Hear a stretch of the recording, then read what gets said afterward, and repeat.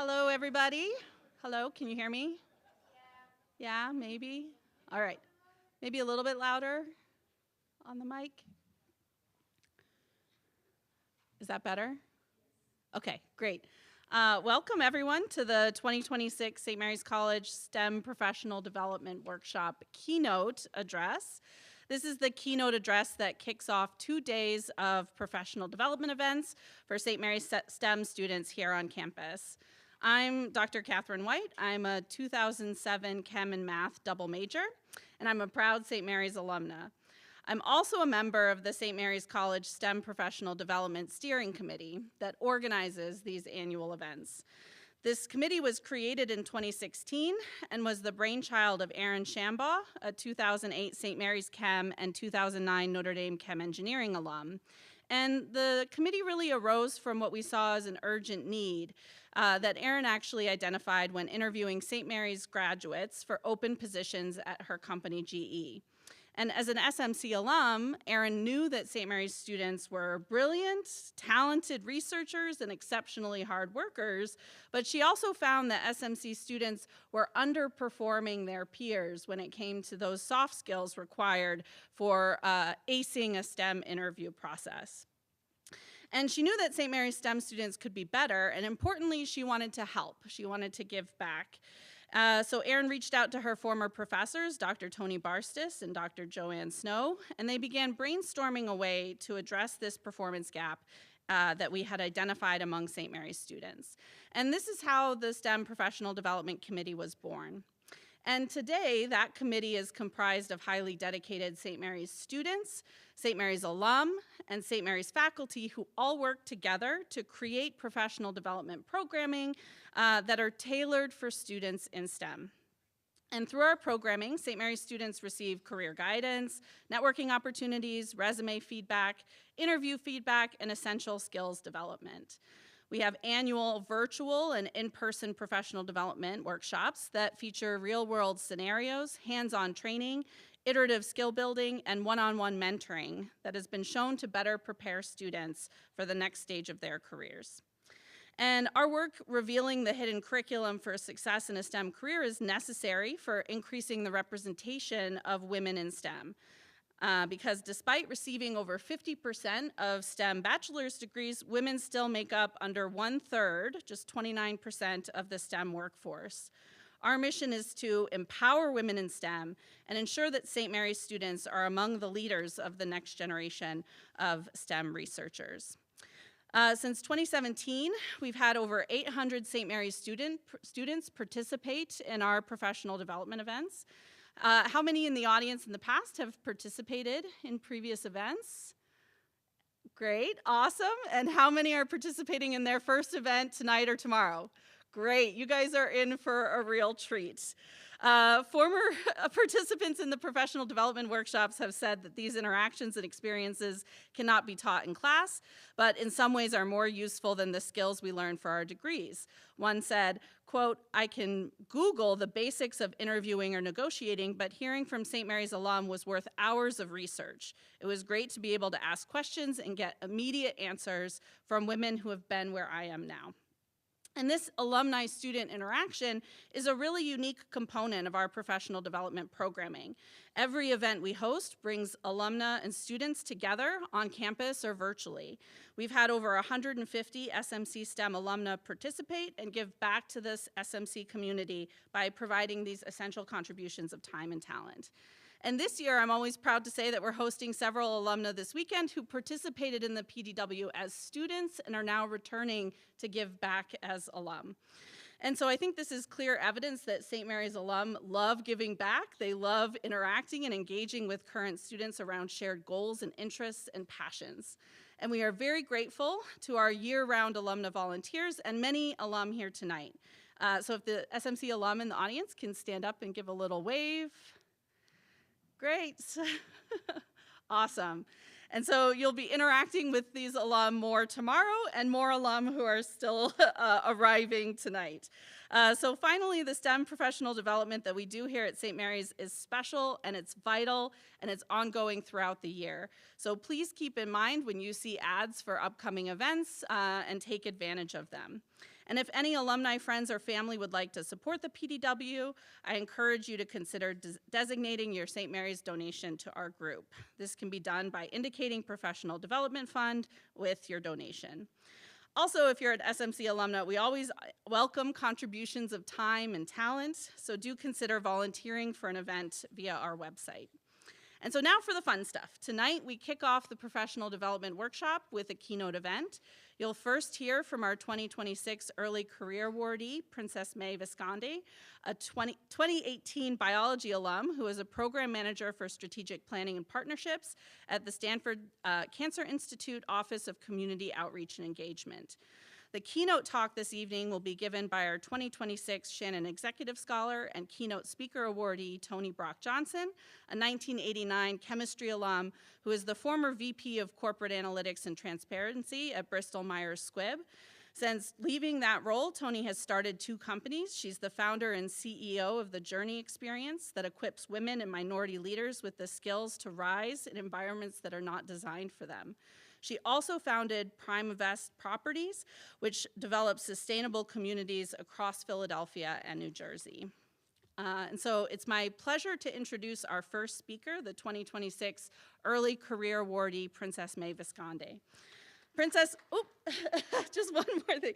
Princess graduated from SMC in 2018, as I mentioned, with a BS in biology, and then went on in 2020 to complete her Master's of Public Health at the University of Hawaii at Mānoa.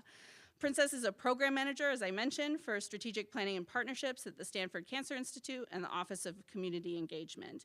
And in this role, she collaborates with physicians, researchers, and community leaders, and other institutional partners to develop and implement initiatives that reduce cancer-related inequities in our communities. So please now join me in welcoming Princess to the stage.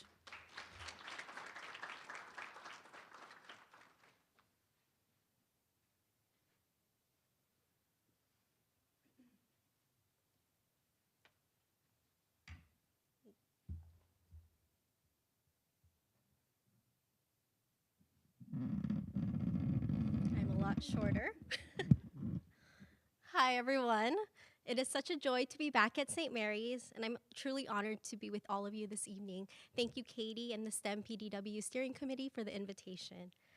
As mentioned, my name is Princess Mae Visconde. I'm a proud Bio Bell, class of 2018, and currently serve as a young alumna on the Board of Trustees.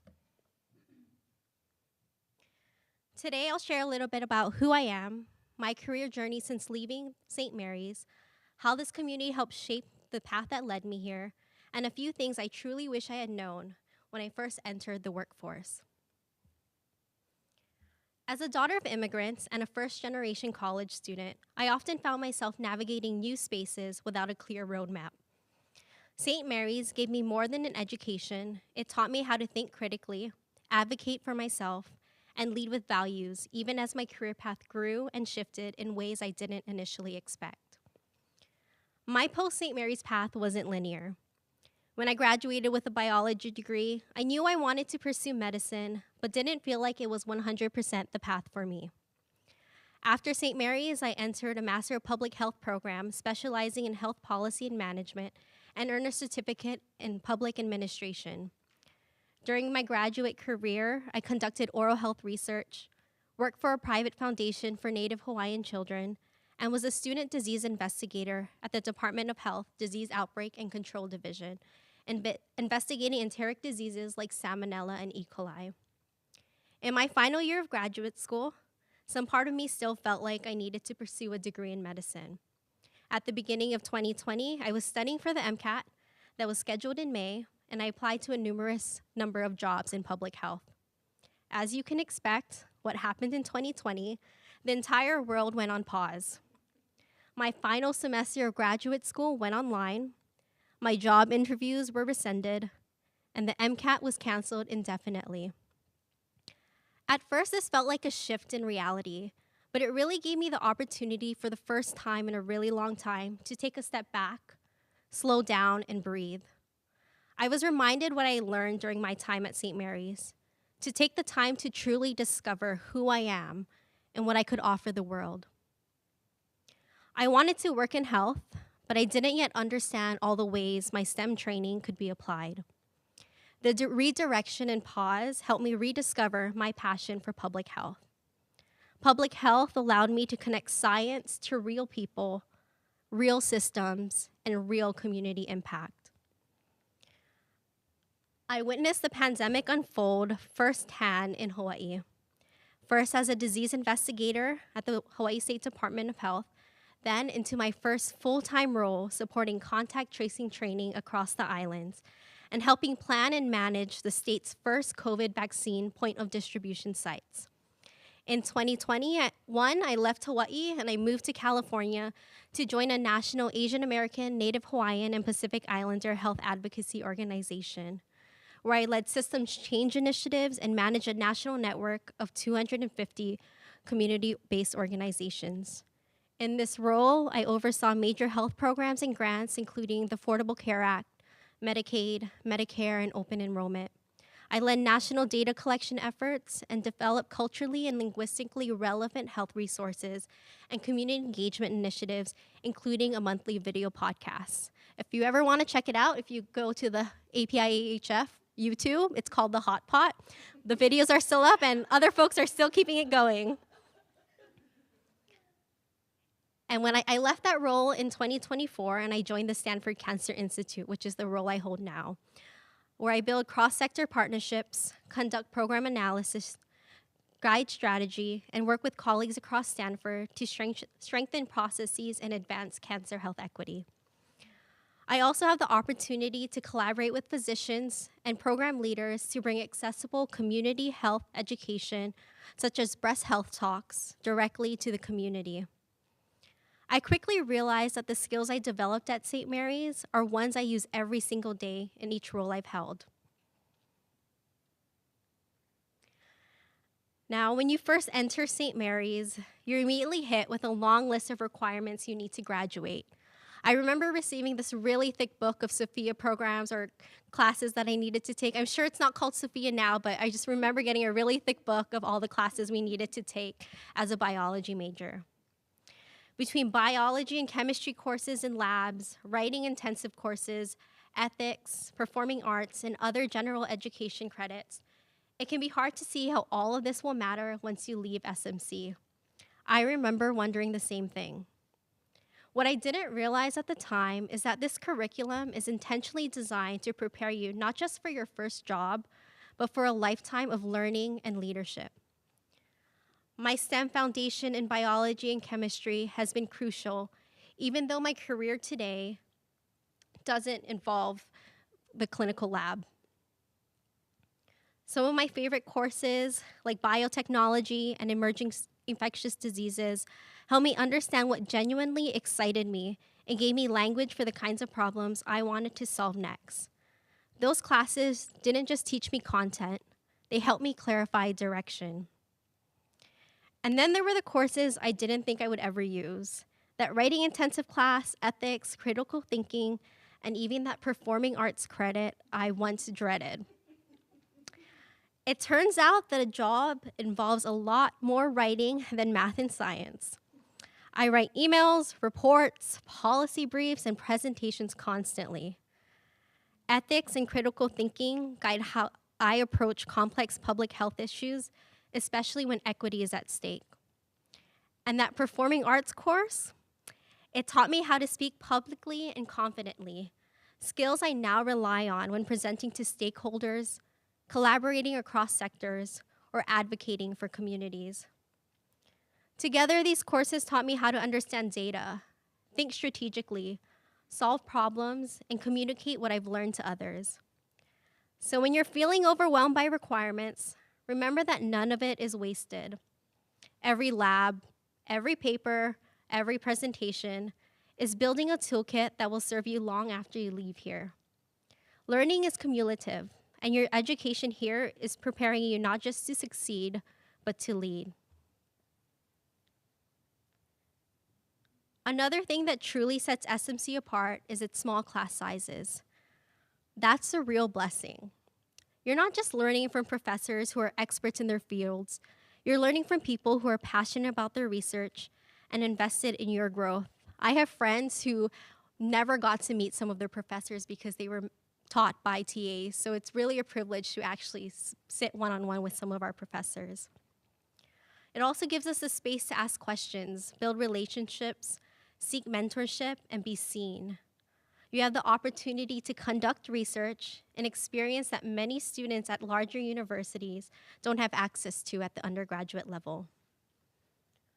Finally, St. Mary's women-centered learning environment plays a powerful role in shaping who you become. It's a place where you build confidence, find your voice, and develop leadership skills. Group projects, presentations, leadership positions in clubs or sports, and collaborative work prepare you for real-world environments, where internal and external communication and cross-sector collaboration are essential.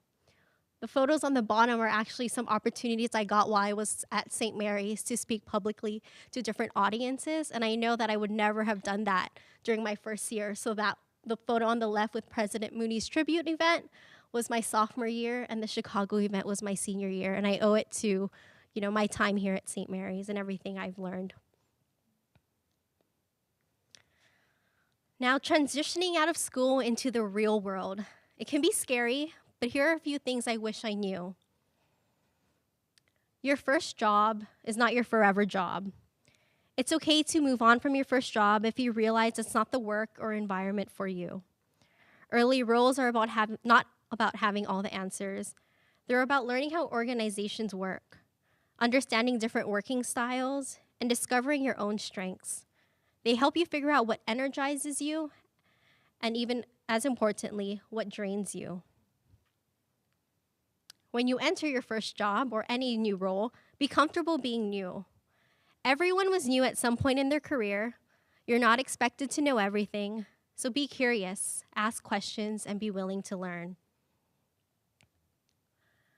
Learn to translate your experiences, internships, campus leadership, service learning projects, group projects.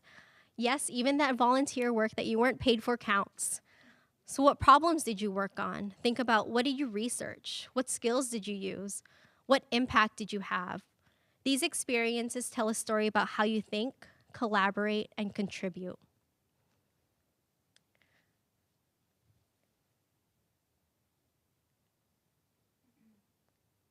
I'm just gonna pull them up right now. Your hard skills matter just as much as your passion and soft skills. A good job will be invested not only in your skills, but in who you are, your passion, and the soft skills you bring to the table. Apply anyway, even if you don't meet every single qualification. Don't count yourself out. You'd be surprised how some of your experiences can be transferred to various roles and requirements. Lastly, burnout is real. Work-life balance matters. Your well-being matters. Always being available and saying yes to everything, even though you know you can't, is not a flex. Find meaning and balance in your work through community connection, impact, and alignment with your values. And another thing I wish I knew before entering the workforce is about mentorship and sponsorship. As you move through college and into your career, you'll hear a lot about the importance of mentorship, and that advice is absolutely true.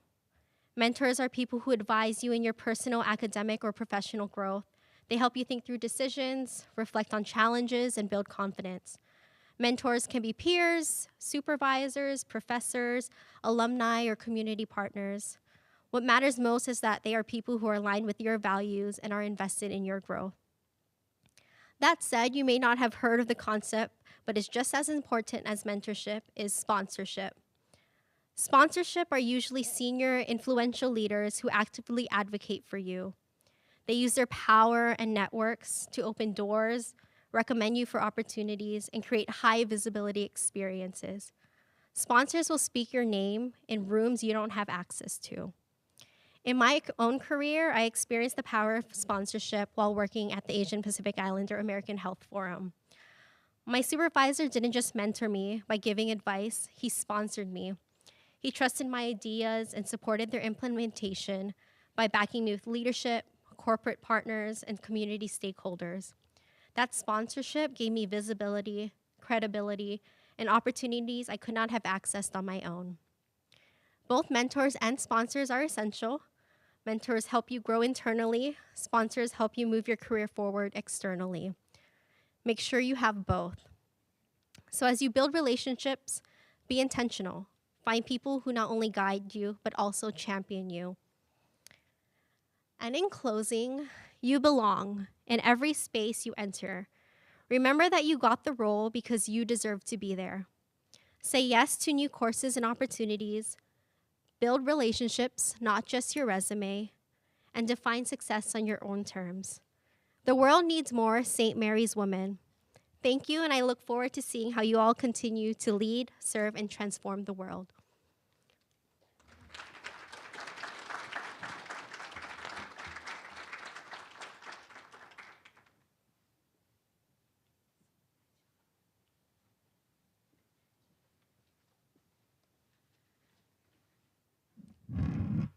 Thank you.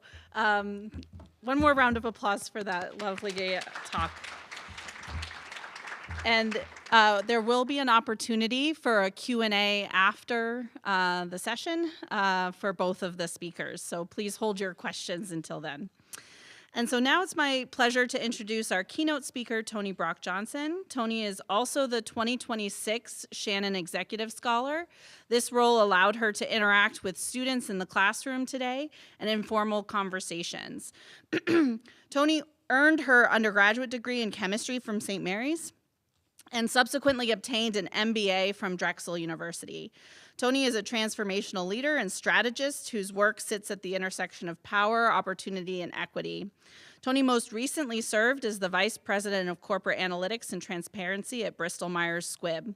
In that role, she led major initiatives, including the $1.6 billion divestiture of UPSA, global transparency across 44 countries, and the Celgene integration. She also earned, in her 27 years at Bristol Myers Squibb, a reputation as a leader who drives transformation while also developing others along the way. And Toni's purpose is shaped by her early experience with housing insecurity, which grounds her commitment to expanding dignity, stability, and opportunity for those often overlooked or underestimated. And it's that calling that fuels her work as founder and CEO of the Journey Experience LLC, where she equips women and minority leaders with the leverage, influence, and relationship capital that is needed to navigate and rise in environments that are not designed for them. Toni is also the founder of Primevest Properties, LLC, where she transforms overlooked spaces into sustainable, eco-smart communities that are rooted in stability and beauty. She has projects spanning Philadelphia and New Jersey, and Primevest reflects her belief that housing is dignity and real estate is a pathway to economic mobility and generational legacy. Toni also has extensive civic leadership that includes service on the NAACP Foundation Board and the Free Library of Philadelphia Board. She was also chair and former member of the Drexel Executive MBA Advisory Board and the Drexel LeBeau Black Alumni Network Board. And she's also a member of the Harvard Kennedy School and Women's Leadership Board. So in her personal time, Toni enjoys traveling with her husband, Robert, and downtime with her two dogs, Sammy and Mr. Jingles. So please join me in welcoming Toni Brock-Johnson to the stage.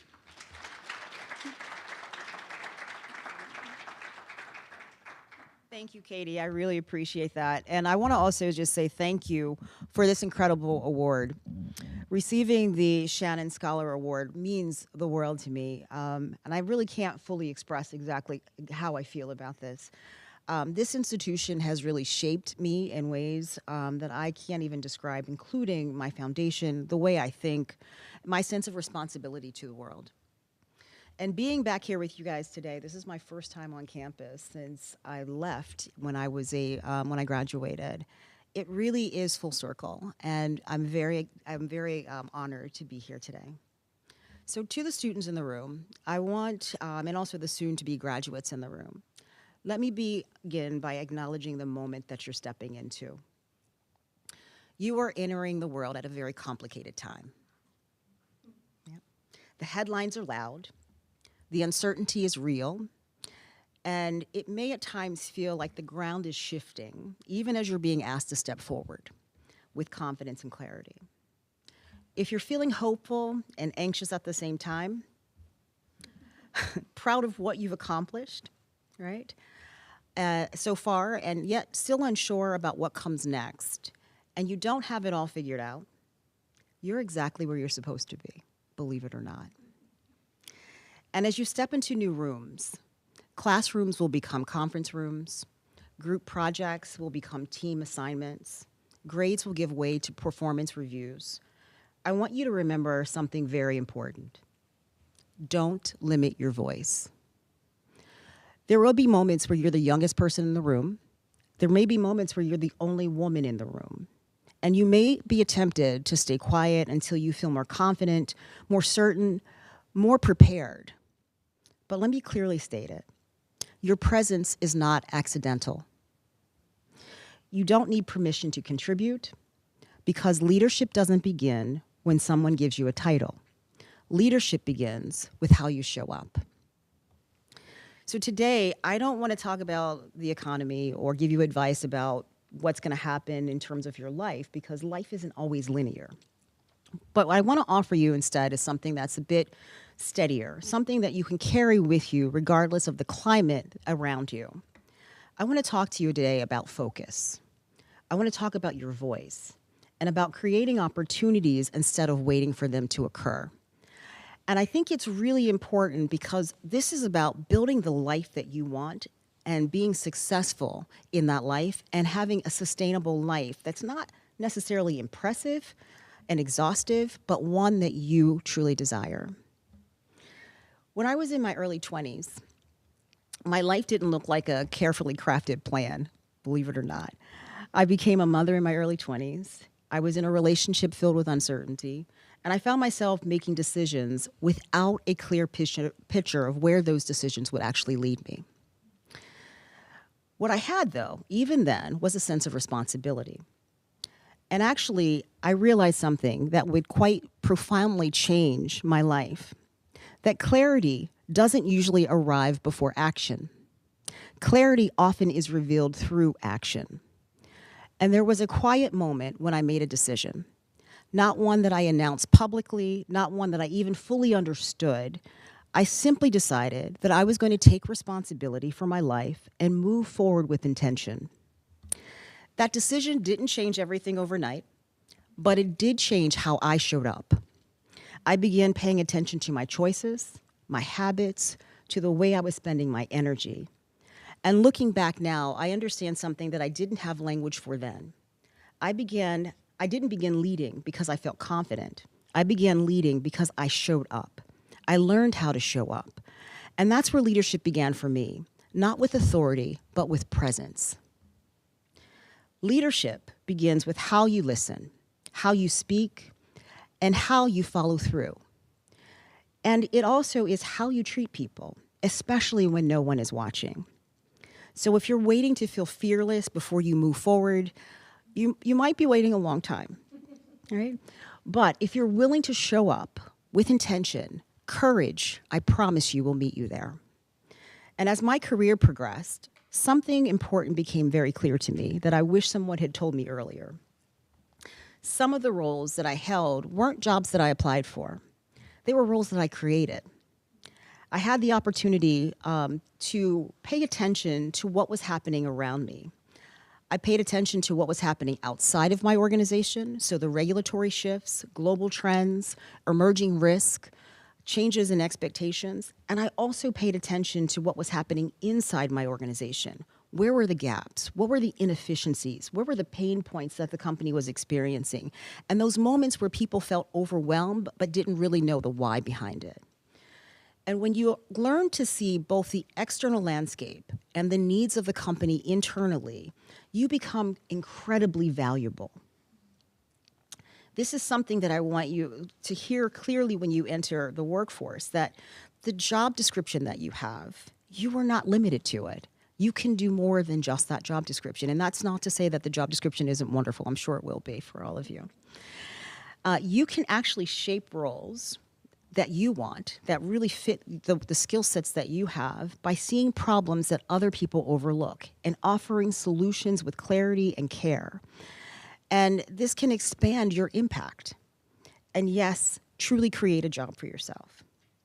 So when I think about leadership, it often doesn't, it often looks like noticing what needs to be done before you're asked to do it. And this doesn't mean that you work for free. Let me make that very clear. I never work for free. But what it does mean is that you're positioning yourself as someone who sees the whole system and helps to make it better. So this also lends itself to trust. And this is how you find opportunities. Focus is not just doing more. It's about deciding to do what matters most and organizing your life around that truth. Your habits, what you do consistently, often without much thought, are quietly shaping your future. Long before outcome appears, character is being formed. Focus also requires discernment. It's about learning to say no, to not only to other people, but to distractions, narratives, and expectations that pull you away from who you want to become.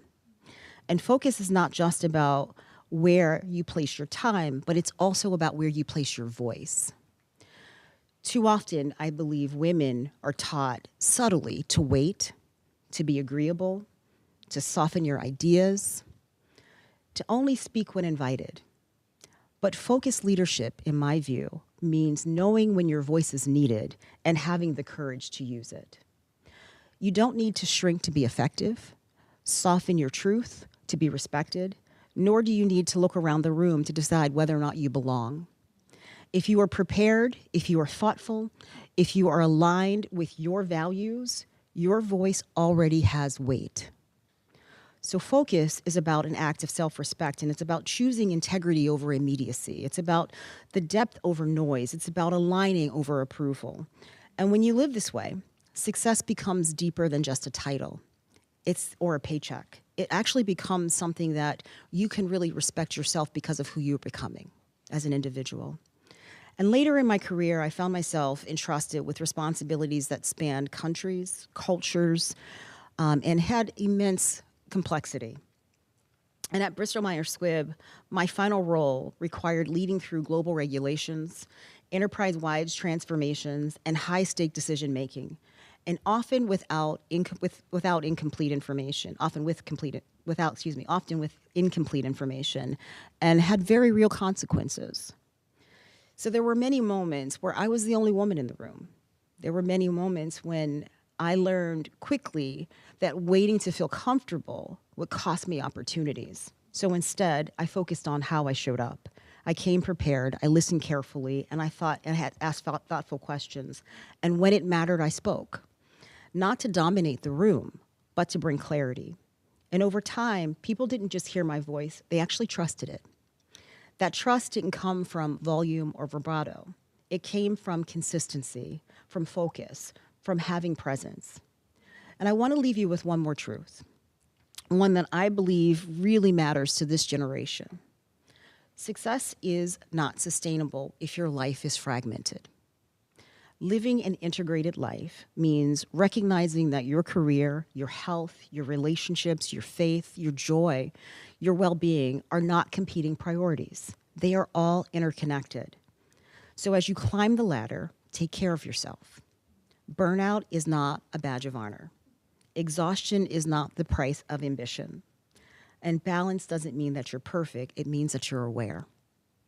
So an integrated life really requires boundaries, rest, reflection, and having the courage to step back when something is costing you too much. The goal is not to race to the top. The goal is not to the goal is to build a life that you can actually live in. One that allows you to lead with clarity, energy, and joy along the way. And so I want to leave you with a few things today, and that is to remember, don't limit your voice because your presence matters. Don't fear being the only woman in the room. Often it simply means that you're early, not wrong. Pay attention. Opportunity often reveals itself when you're awake and engaged. And never forget that leadership doesn't begin with a title. It begins when you show up. So show up grounded, prepared, and aligned with your values. Regardless of the climate around you, you can live with intention. You can choose courage over fear. You can build a future that reflects who you are becoming without losing yourself along the way. I believe that you are capable, you're prepared, and the world needs what you're bringing. So thank you, and I'm looking forward to the questions. Do you want us to sit here?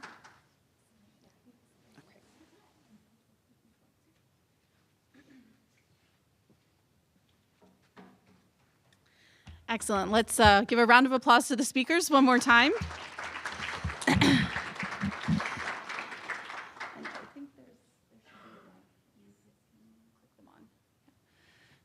All right, so we have time for a Q&A with both of the speakers. So if you have a question, you can go ahead and raise your hand. In the interest of this being recorded, I will probably repeat the question just so it's recorded on the microphone because we do have a live cast going too.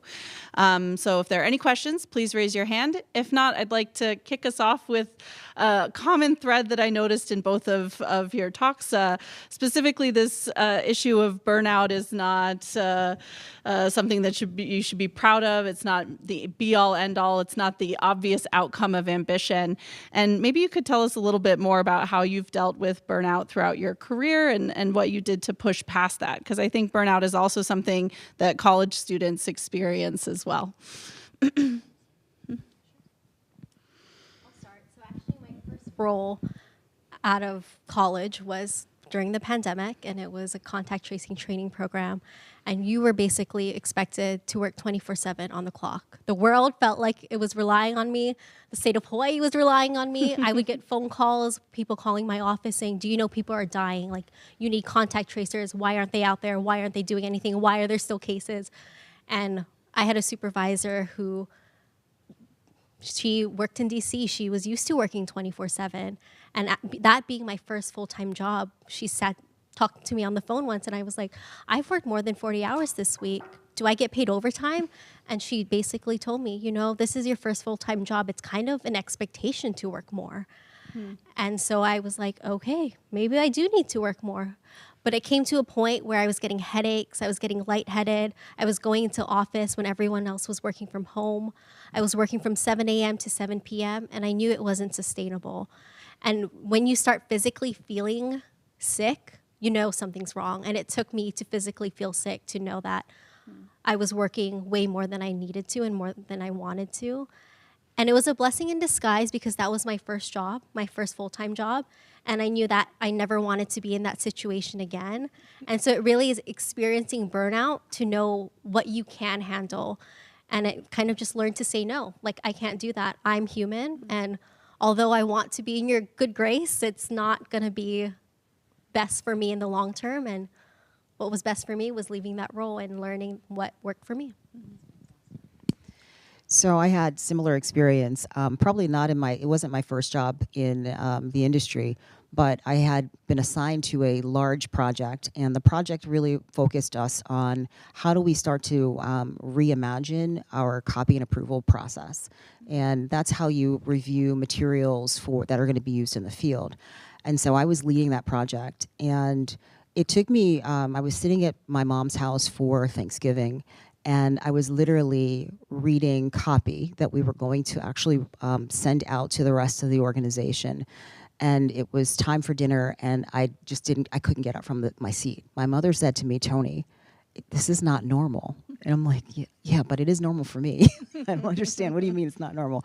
She's like, you really can't work like this. This is your break. You should be taking that time.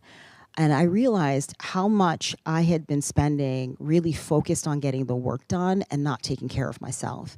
And it was at that moment that I decided that I'm going to do things differently and set some boundaries. And I started saying no to people, that I could not do everything that they expected of me. It was not easy. And I thought at first that, they're not going to give me any additional assignments. That was my thing. I loved having, additional assignments other than the work that I was always focused on in my job description. And that didn't happen. When I started saying no, I actually got things that were probably more strategic and aligned with the things that I should be doing versus some of the work that someone else could have done. Yeah, I think that's a great point. Questions from the audience? Yes. Were there any major events in your life or choices that helped you decide your future careers or how you learned what you were interested in? Yeah, so just to repeat the question, it was what events in your life were kind of tipping points that led you towards what you're currently doing, or a career change or a career trajectory change? Yep. I can start. Actually, when I came to St. Mary's, I thought that I was going to go to medical school. That is exact. I thought there's no way I'm going to finish my chemistry degree and I'm going off to medical school. That's exactly what I wanted. I did a preceptorship with a plastic surgeon and realized very quickly in my junior year that, no, this is not what I want. So I had to pivot and I had to figure out exactly what can I do with this major and how can I still make an impact and still be able to have, the life that I saw for myself. And I decided that I wanted to, after doing some research, I wanted to go into the pharmaceutical industry.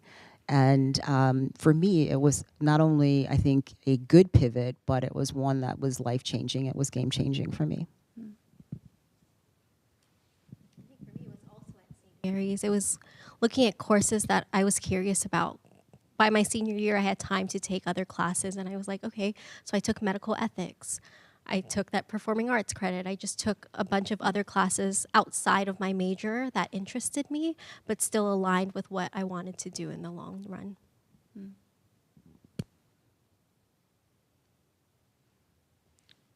Sure. So you're very successful out in the real world, building business, everything. How were you successful in college specifically? So, How did you try to excel and plan for the future? yeah. So the question is related to how the speakers prepared and excelled in college, because the question asker realized the extent of their success post St. Mary's. So I think this is a great question. Define success. Some people define success in college by, getting really good grades. Some people define success as, for me, was discovering what I wanted to do and what aligned with me. I think St. Mary's is really good about, one, you take all of these classes and you're like, how do any of these apply? And you realize, like, it actually matters. Some of the classes that I took, I use every day now. And when I come back to St. Mary's, I'm like, oh, that class led me to public health. I never knew it would. That medical ethics class with the scenario you gave us that we talked about, that led to public health. Or even my communications class when we talked about political issues at the time, and I hated that class because of it.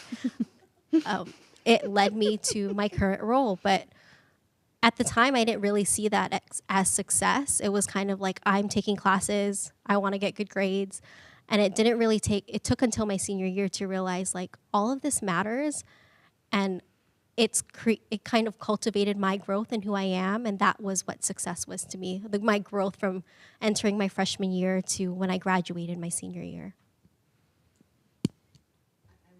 I think that it is definitely dependent on how you define success. And, coming to St. Mary's was a long time ago for me, so I'm going to actually pivot and talk a little bit about when I was in my graduate program.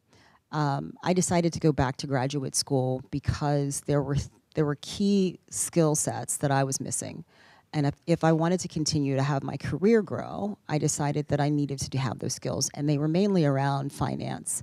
I would encourage everyone who is in the STEM programs to take some finance courses. It will pay off in bonus, trust me.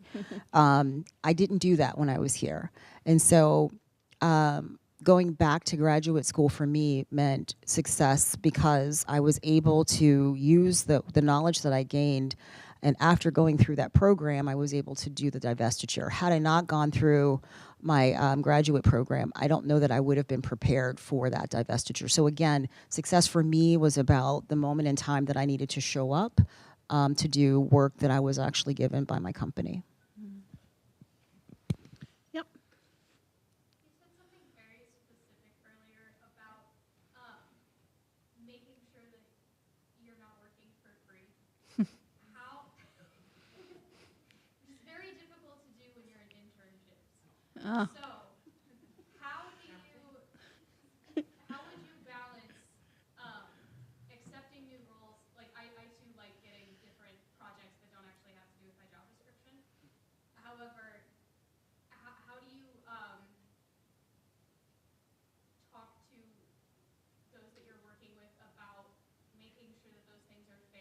you're getting those extra opportunities without communicating, just take everything else away and I'll only do the, like how do you bridge that gap?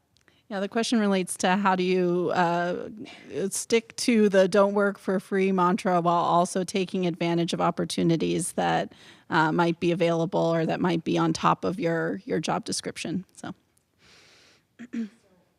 There's a couple of ways that you do that. First of all, I think, and you did a great job talking about sponsors, I think you've got to find sponsors. And when I talked about, let me back up for a moment, because when I talked about not working for free, I did not mean interns. I think that, I think when you are trying to gain experience, however you can gain that experience, take advantage of those opportunities, because once you learn something and once you have an experience, it's yours to keep, right? And so you want to take advantage of that as college students. When I was talking about not working for free, it was once you're in the workforce, right? Oftentimes, many of the sponsors that I had would actually, say my name in those rooms where, Toni could be responsible for this particular project. I had a large team that I was responsible for, but one of the things that I tried to do with my team is make sure that they were all capable. They could do the work without me. And you won't hear a lot of leaders say that, but to me, that's success, because that means that I can free up my time to do things that I'm interested in. And I was always curious about what's going on in the company and always stepping into spaces that perhaps, a chemistry major, you're giving her a divestiture to do, like, how does that work, right? Or, when I went to work at University of Pittsburgh Medical Center and I was in HR, I mean, how in the world, right? How do you get to those things? But it's all about transferable skills and using those skills to get in doors that you really would like to get into. And the same with projects.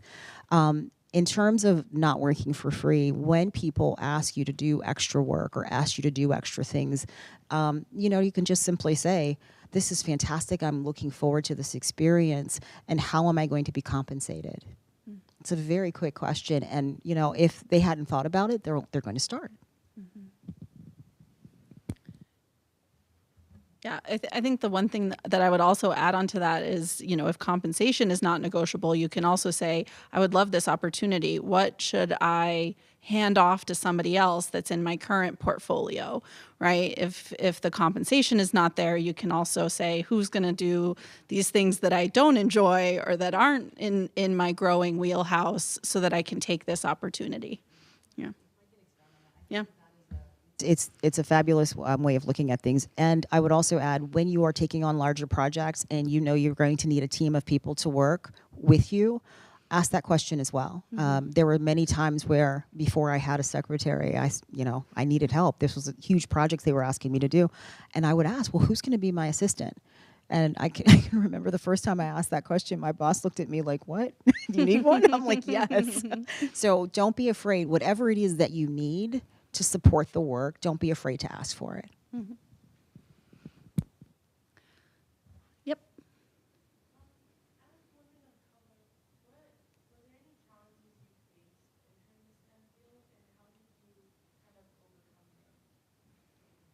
Yeah, the question relates to, as a woman of color, what challenges did you face in broaching these STEM fields, and how did you deal with those challenges?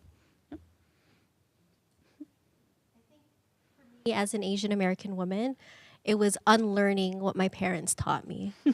And so my parents taught me to always say yes, to do what I'm told. And so one leads to burnout. You don't get the opportunities that you want because you're told that you shouldn't speak up or advocate for yourself. I think those are just things that I learned over time, is that it's important to advocate for yourself. It's okay to say you want something or you can't do something. As mentioned, like when you're in the role, don't do work for free. As women of color, sometimes we're expected to do work for free because that's the only times that we get opportunities. But it's recognizing that we have skill sets that we can offer. Our time is valuable. What we can offer is valuable, and just being able to advocate for ourselves in that way.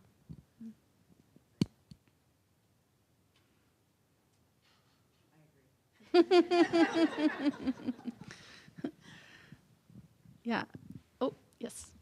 What was one of the toughest challenges you had to overcome in your career life, and what steps did you take to overcome it? Yeah. So this is relating to the toughest challenge you had to overcome in your career so far, and what steps did you take to overcome it? I can start. I think, there's been a lot of different challenges. The one that comes to mind right now is me stepping out of a corporate environment and becoming an entrepreneur. While I think, there are lots of transferable skills, there are things that I'm still learning.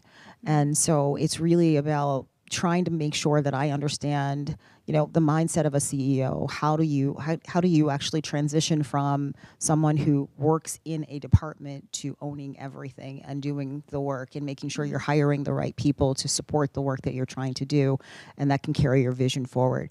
So for me, this has been one of the hardest things, and I'm doing it twice, right, with two different companies. So I wouldn't advise that, but it's been great though. But I think that's probably one of the biggest challenges I've seen so far. Talk, but every role I've entered, I was the first person in that role. And so one of the biggest challenges was how to make that role mine, but also make it the role that the company wanted it to be. So being the first to be in that role, they created a job description that they thought would be the best job description. But I also had to make it what would be best for me and the company overall. And so every role I've held is how can we combine both what the organization wants and or what I want and the skills that I can provide, and how can we propel forward as an organization or a team. So, in the back, yes. What was the biggest challenge you faced in your college job? And how is that different or similar to the challenge you face in your career? Yeah, so this question is related to challenges during college, specifically their time at St. Mary's, and how that compares to other challenges that they faced.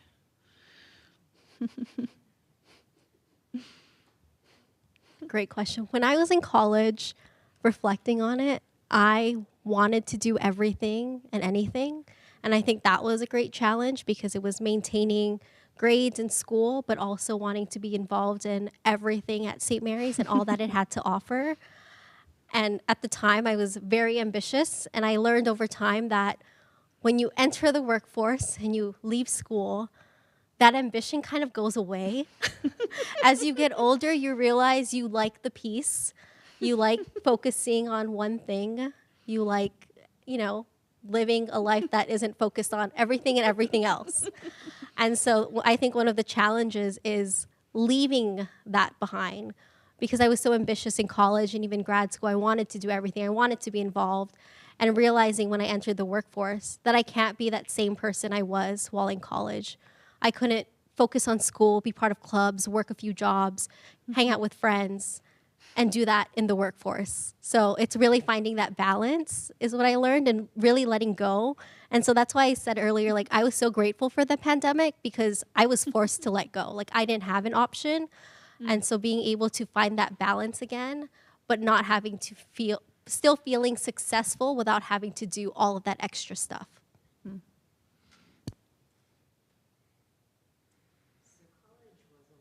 Ago. But I will say, I think for me, one of the things that I've had to really kind of focus on as I started to make my transition out of corporate America is, again, taking care of myself and not being so overwhelmed with all of the work that is coming as an entrepreneur, and that I still matter. And so as I talked about having that integrated life, even as college students, I think that if you start practicing mindfulness and taking care of yourself, that will translate and pay off in spades when you start working, because that practice and that habit will be a muscle that you've already built, and you won't want to give that up. You're going to protect that space, and you will find yourself saying no very easily because of it. And no is a full sentence, as I like to say. You don't have to explain it. Excellent. Yep.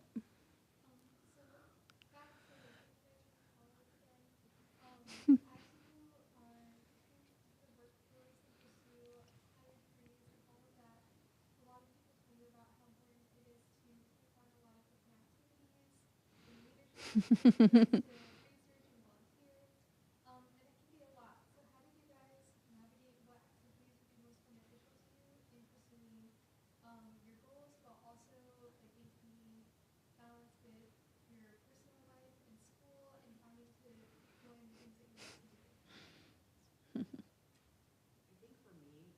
About my passions and things that I was passionate about. If you can find the intersection between those things that you're passionate about and you trying to gain experience, it's a bonus, right? Because you're going to want to do it and it's going to make it easier to do it. It's when you aren't really passionate about things and you're trying to fit all this stuff in, it just doesn't work. So find those things that you enjoy, find those things that fit into what I call your sweet spot, the skills that you have, and you're going to find yourself doing it with ease. Feel like a checklist of things you need to do. It's just things that naturally fall into place for you. Yeah, I think I'll add one more thing here because I think as a person that evaluates many, many thousands of applications for things like grad school and med school, one of the things to really remember is that you don't have to have big things everywhere. You can focus in and gain leadership experience and leadership opportunities in the things that align with your passion.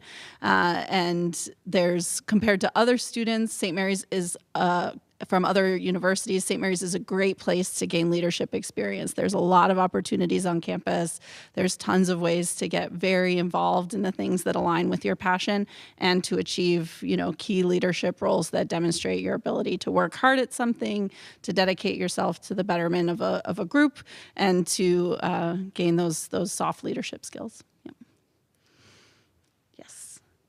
If you are someone who likes very passionate projects and finds energy from doing those projects, and then you start hearing people around you asking for your time because you're ignoring other aspects of your life, how do you put it away? Oh, so this question is about how to manage projects that you're very passionate about with other responsibilities or demands on your time in college or in life or both? Mostly in life. In life, You're okay. ignoring your friends, family, Oh, I see. Okay. doing it at Thanksgiving, Yeah. doing Great. So for this tough question, I defer to the speakers there. You have to be deliberate, right? And you've got to start making sure that you're deciding what's important. And I think, my mother's passionate plea about come eat was really one that just made me say, you know what, I've got to change things and I have to start doing things differently. And,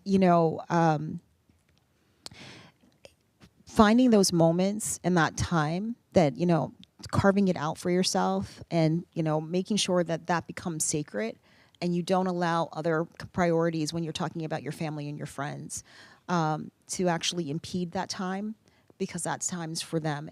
It's not the quantity, it's about the quality of the time that you spend. And I found myself doing that more so that I didn't get those nudges anymore to come and eat. I actually made sure I was paying attention to my mom and my friends and my brother and other family members, my husband. And again, I don't spend my entire day sitting there, looking at my husband like, wow, is he great? No, I'm joking. He is great. He is great. I'm just joking. But I spend the quality time. I mean, the quality time that we need together. And sometimes that's in the car, sometimes it's not necessarily that, we're sitting in front of each other, but we might have, a passionate conversation. I did a lot of traveling for work.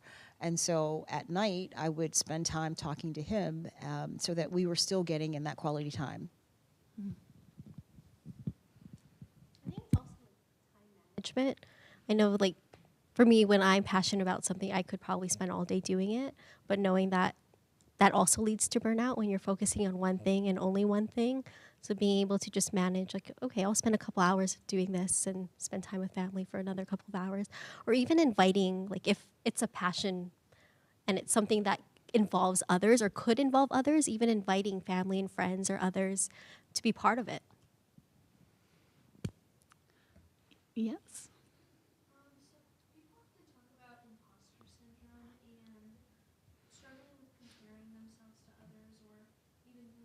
diminishing their own achievements despite them being the same as everyone else. So I was wondering if you've ever experienced that, and if so, how did you deal with that, or how did you work to kind of change your mindset when entering certain opportunities? Yeah, so the question is about imposter syndrome. Have you experienced it, and how do you deal with that so that you can still be successful in your career? Imposter syndrome in every role I've held, and I think that's completely normal to feel like underqualified for a role or even that you don't maybe fit in. But something that I learned throughout my career is that if you're still feeling like that 6 months in, then it's not you, it may be your supervisor or the environment you're in. I was fortunate in each role that I had supervisors that recognized what skills I brought to the table and kind of uplifted me in those positions. But also I remind myself that I wouldn't be in the role that I'm in if I didn't belong there. I wouldn't have gotten an interview if they didn't think I qualified. I wouldn't be sitting at the same table as these same people with higher qualifications if they didn't think I deserved to be there. And it's kind of just reminding yourself that you deserve to be there. Mm-hmm. They wanted you there. They invited you to be there, so you belong there. I've experienced it, and I agree with everything that you said. I honestly think that the way to overcome it is to stop looking internally. Oftentimes when you have the spotlight on you, meaning, oh my goodness, I'm comparing myself to people. I don't have this, I don't have that. Why don't I change this? Why don't I go and get more skills in that? When you stop putting the spotlight on yourself and you really start putting the spotlight on the work that you're doing, the meaning that it's bringing, the value that you're bringing to the organization, how the organization is changing and benefiting from your work, it goes away. I mean, honestly, it simply dissipates. It becomes noise in the background. And again, as I talked to you guys earlier, I really do believe that every single one of you, when you walk into the role that you're supposed to be in, you're qualified. You're already qualified. You would not have gotten in the door without being qualified.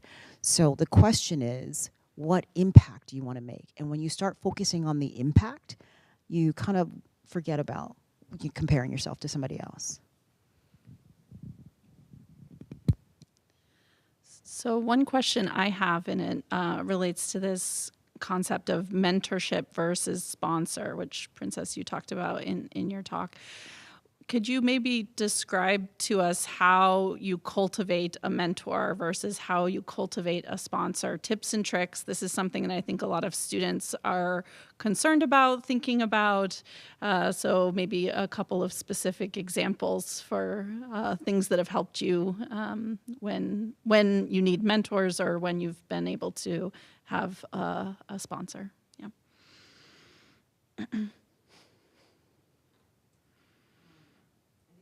A great job describing the two, and I do think that there are distinct roles, but the same person can play both roles. Mm-hmm. Mentors are people that you actually ask them or to mentor you. They're people that you're going to know immediately because you're sitting down with them on a regular basis, talking about some of the problems that you may have or things that you're experiencing at work or even things that you want to do, and they guide your career. A sponsor is someone that you probably will not know that they're a sponsor until they reveal themselves to you. And I know it sounds like it's probably very difficult to actually find, a sponsor, but it's not. It's really about doing quality work. One thing I just want to mention is that as women, sometimes we have a tendency to put our head down and we don't talk about the work that we're doing. We don't talk about, the impact that we're having. The way you find a sponsor is about talking about your work. Finding those moments where you're able to highlight the things that you're doing and the success that it's bringing to the company. And I know for me, it was very difficult because for two reasons. One, I'm an introvert, believe it or not. I really am. I'm going to have to go get some time alone after this. And secondly, because my mother taught me that you don't brag. You don't have to tell the world about what you're doing. Well, it's the exact opposite in corporate America. If you don't tell them, who's going to tell them? And so the way you find a sponsor is by talking about, to whomever will listen, all the fantastic work that you're doing, not in a braggadocious way, but because of the impact that you're having. And if you frame it as impact, people want to hear it. And what they're going to do is they're going to go and tell somebody else the impact that you're making. I had a manager tell me one time, Toni, you make people believe what you want them to believe about you. And when I heard that for the first time, I'm like, what? What are you talking about? And what he really meant was, if you're not talking about yourself, talking about the things that you're doing, the things that are important and the impact that you're making, no one else is going to do it. So you have to be your own advocate.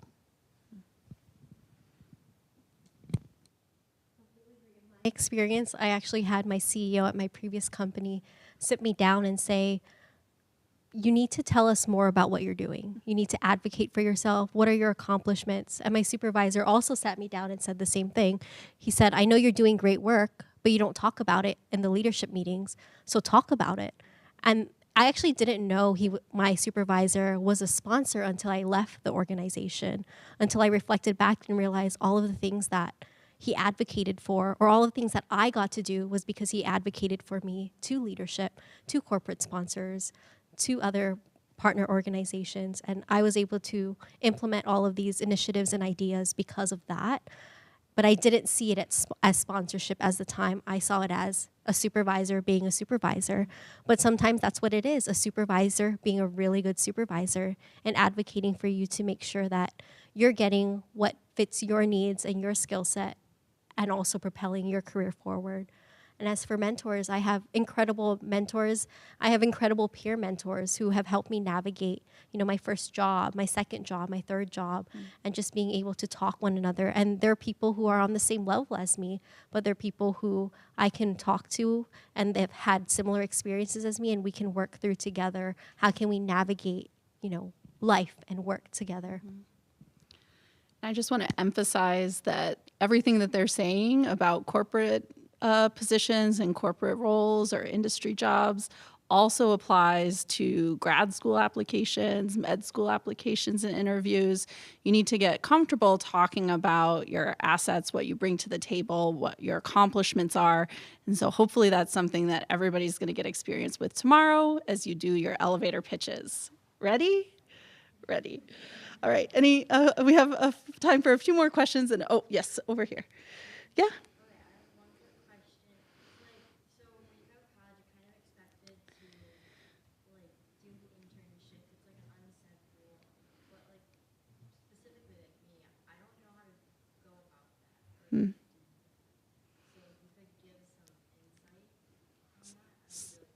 So the question is, how, as a college student, how do you get those internship opportunities or those opportunities for additional training? We'll be doing a roundtable about this tomorrow, so there will also be some tips and tricks, but let's hear what the speakers have to say.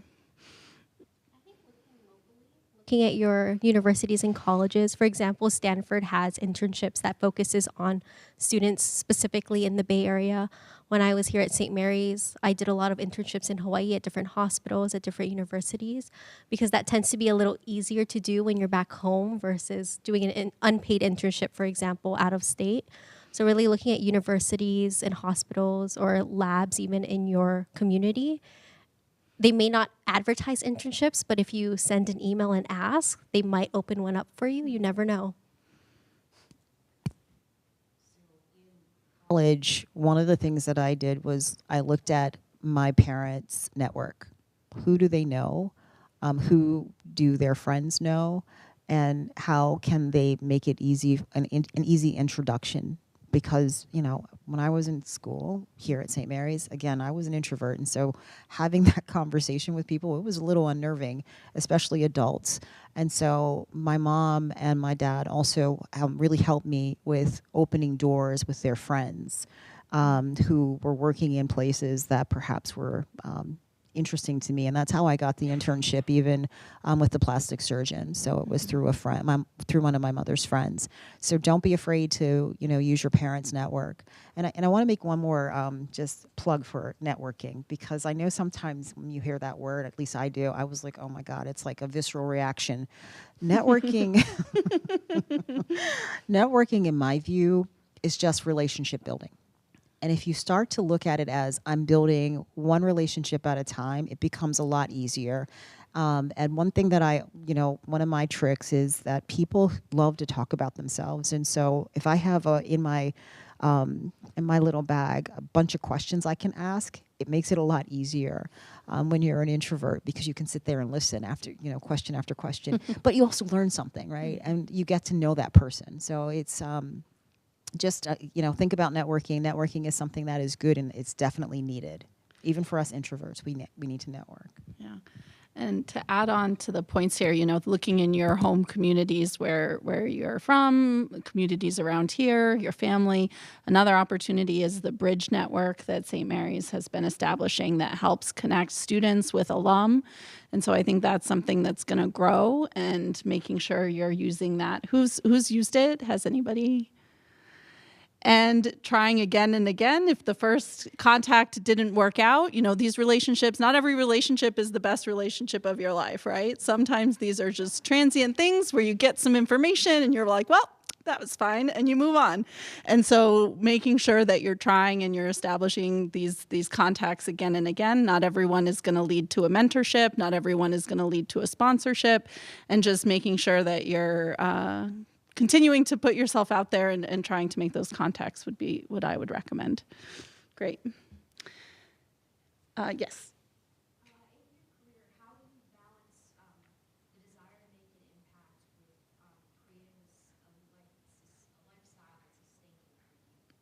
So in your career, how do you balance impact and making an impact in your job and your role with your family and being sustainable with your personal life or with other aspects of your life? Yeah.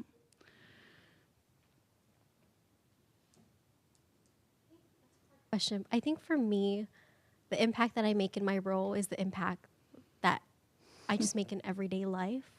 I think my role that I have now, and kind of all the roles I've held, has been really driven by passion and what I wanted to do long term, and the impact that I could make not only in my community, but also like my family and friends. And for example, what I do now is cancer health equity, and that impacts every single person I know.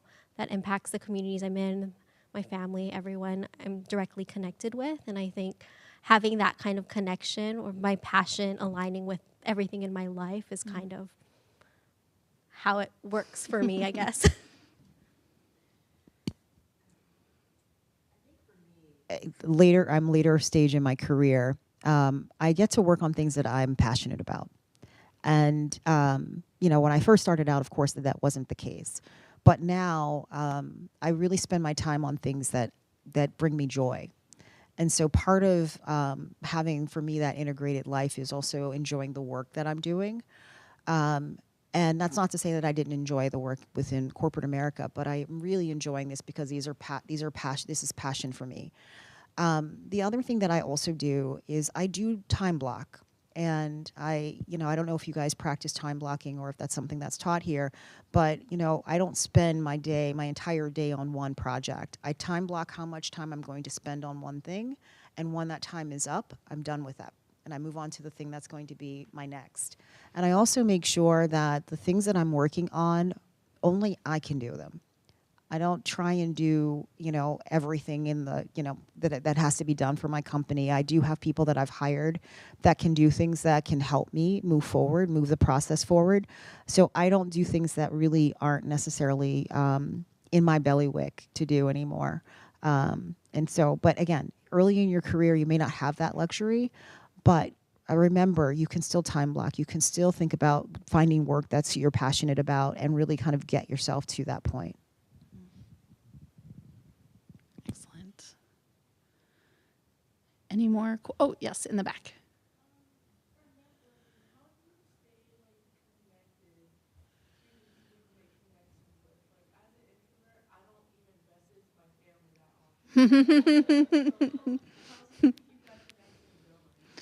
So the question is about networking. How, after you make a connection, how do you keep the connection going, and what kind of frequency is required for that to be a meaningful connection? Yeah.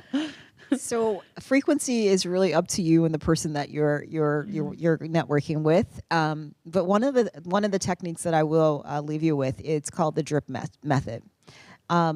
I meet you, and you and I both are passionate about dogs, and so I might be reading an article 2 weeks from now about dogs, and I remembered that you're passionate about dogs, and I can send a note to you and say, hey, just saw this article, thought of you, hope you enjoy. Mm-hmm. What does that do to the person? Wow, she thought about me. That's great. I'm really excited. But make sure if you're going to use the drip method that you're really being intentional and it's thoughtful, and you really do mean it, right?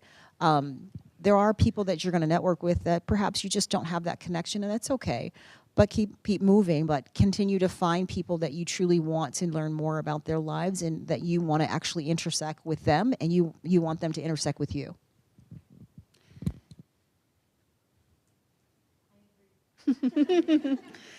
Yeah, I think one comment and anecdote that I have is I started doing these PDW workshops in 2019 and had some good connections, connected with some students on LinkedIn. And the drip method does work really well. They reach out to me when they move on to the next stage and message me on LinkedIn and say, hey, I got this opportunity. It was so great. I really fondly remember you helping me with my mock interview, this kind of stuff.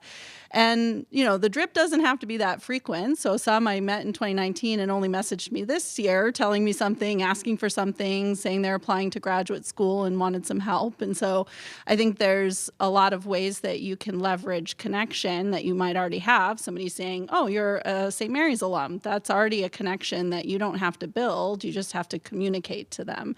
And so that can be a way to establish a long-term kind of connection that you don't have to do anything about.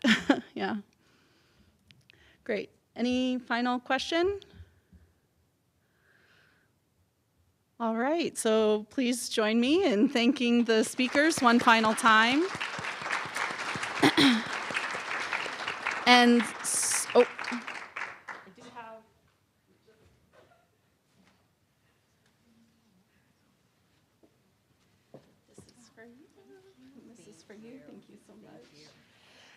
And students who will be coming tomorrow, it starts at 9 o'clock sharp, so please come early. Breakfast will start at 8:30 to entice you to come early for registration and for us to get everybody settled in. If you did not sign the sheet tonight, please make sure you sign it at the back on the way out in case your attendance is associated with lovely bonus points for a class. I know for some people, there were a few of you. We were excited to see you, even though you're getting rewarded for it. And so we'll see you tomorrow. There will be a lot more fun conversations, networking opportunities, and practice your elevator pitches. All right.